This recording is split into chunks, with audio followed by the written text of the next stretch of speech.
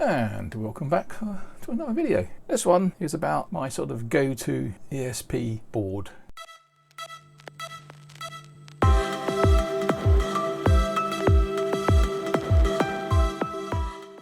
Right, let's have a quick look at these boards. This is a kind of go-to board. It's got the program and reset buttons. Only this one has got a real-time clock attached to it. And it's got the same 5 volts ground TX RX for programming it. If we move that out of the way, this one has the same header for ground RX, TX and 5 volts. It's got extra 5 volt inputs and grounds on here. This has also got a 3.3 5 volt shifter in it. It's an AND gate, and there's a 3.3 volt regulator down here. And this one is virtually the same again. It's the same module, all the same modules. It's got a socket on it this time for plugging in programmer. There's no reset and program buttons on this because this time I made a little board up and put the program buttons and reset button on here to save keep having to put buttons on here. So basically that just goes together like that, and you go like that to program it. Job done. When it's finished, unplug it. Saves having to waste 2 more buttons and the real estate for it. And the same thing again, it's got a 3.5 to 3.3 volt regulator, and that's about it.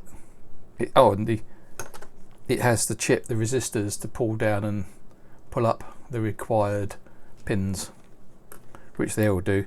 Some of them have them on the top, some have a lot of links and things underneath. This one's got resistors in various places, so you can see the surface mount resistors tucked underneath. He's even got the regulator tucked underneath at an angle. But that's how I tend to use these modules. It's ESP8266-12F or 12E, and I've got some that are on the sort of PCBs, and I have loads, well not loads, but I've got a few left, and that's how I prefer to buy them. So we'll bring in GuiCAD, and we can see here's the module ESP12F, and on this one I'm bringing out various IOs to a connector. I'm also bringing out 13, which is my favourite one for driving LEDs. I don't know why I've picked on 13, but that's what I tend to use. And on this one I've also brought it out at 3.3 and going through a AND gate that will take the 3.3 on the input and generate the 5 volt on the output. So that gives me a 5 volt conversion of the IO pin 13.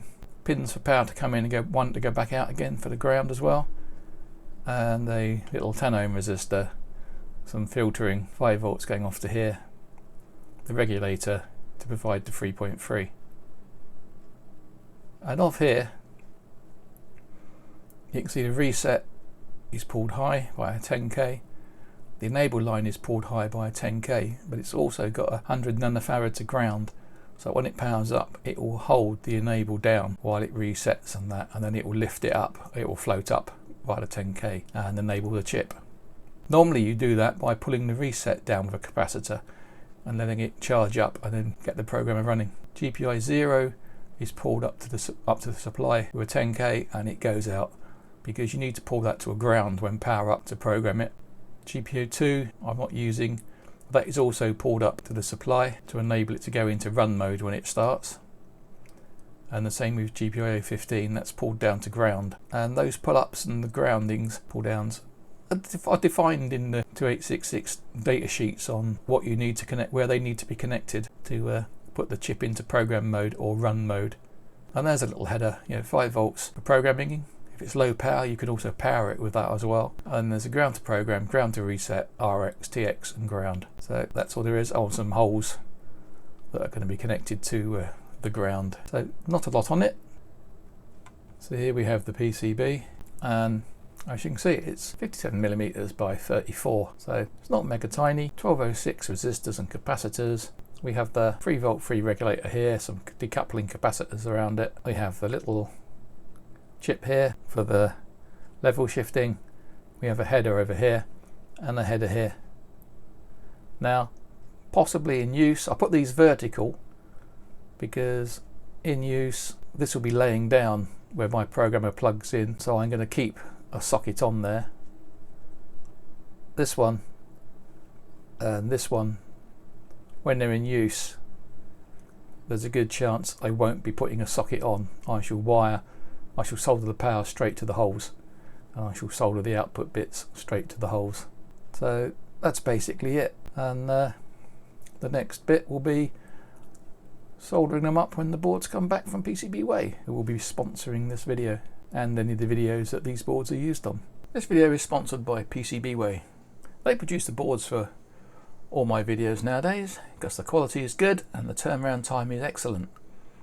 And the website is very easy to use. Every option has a help menu that pops up when you go over the question mark to guide you through the process.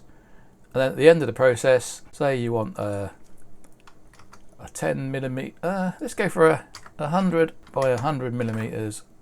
We want 5 of them. Everything else is standard, 2 layers, FR4. We want green with white. We're going to have lead, air leveled. We'll have tented wires, 1 ounce copper. So all the standard things you might want for a standard PCB. We hit calculate, and what do we get? We get quantity of 5 is $5. That's a 24-hour turnaround. You can see there the shipping costs $6.29, so a total of $11 for 5 PCBs.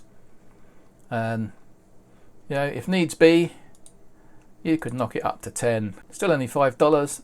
Postage goes up a little bit. So yeah, well worth a visit. Pay them a visit. Order your boards through PCBWay, and you won't regret it. And they also do the more advanced PCBs and flexi rigids. They do assembly, SMD stencils for the more complicated projects, and a whole lot of others. I haven't used any of the CNC or 3D printing yet, but there's still time. So back to the video.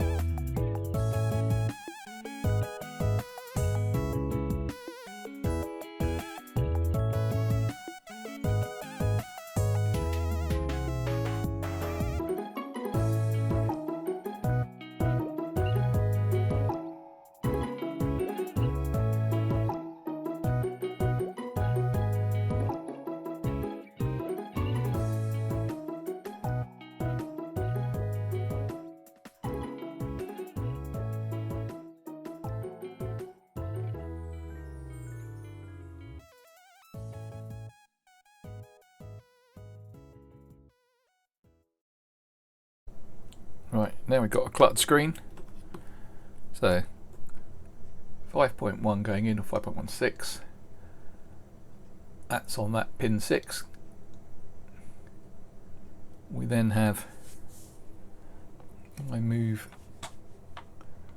that over down to here. You'll see over here we have 5 volts in on pin 1 and 2. Pin 1, pin 2. Through the 10 ohm resistor, got 5 volts there, which means we will have 5 volts on the input to the regulator and 3.3 on the output. So that's all looking hunky-dory. Pin 5 of the little AND gate is down here. We've got 5 volts on that. That's what we want. Now if we move that down, and then we start looking, we should have 5 volts on the reset. Oh, it's not 5 volts, 3.3 volts on the reset. We should have 3.3 volts on the enable. We should have 3.3 volts on VCC. That's ground.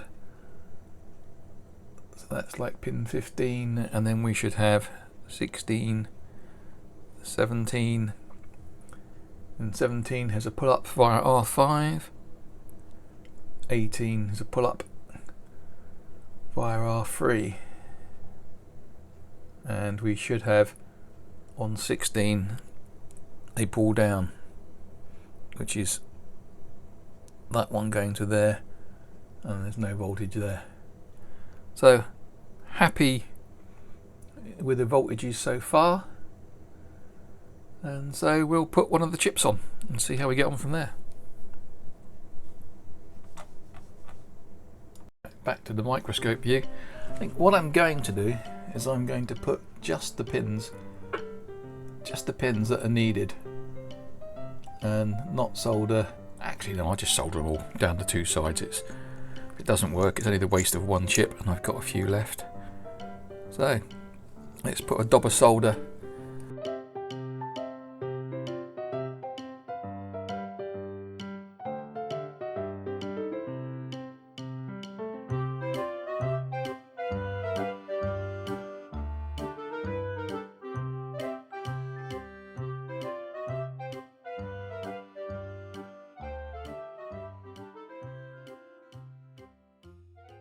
Right, now we're going to program it. So we'll bring in my programming adapter, plug that on. I'll bring in the USB to serial, plug that in. That will power it up. Then we need to reset program mode, let go reset, and then we should be in the right place. Right, we'll start off. We'll select COM port 9 because that's where the serial programmer is. We'll press reset prog and let go. We'll browse to the correct bin file. You won't see that, but there's the bin file. And then we'll hit the flash button and wait for it to do its bit.